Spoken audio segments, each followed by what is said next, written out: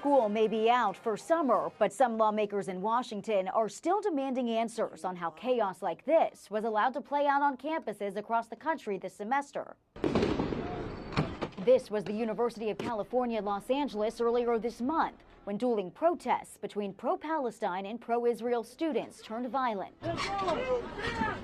We tried very hard to find an off-ramp for student protesters so they could leave the encampment.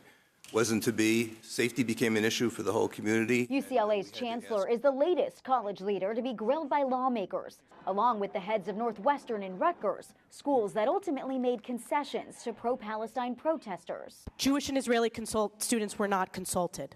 Jewish and Israeli students were not consulted with Exactly. respect to Yield the back. agreement. Exactly. And it would Yield have been back. impractical to do that. It's the fourth congressional hearing on college anti-Semitism, and they're known to get heated. Testimony from Columbia's president in April inflamed campus protests, while other hearings ultimately led to the presidents of Harvard and Penn resigning.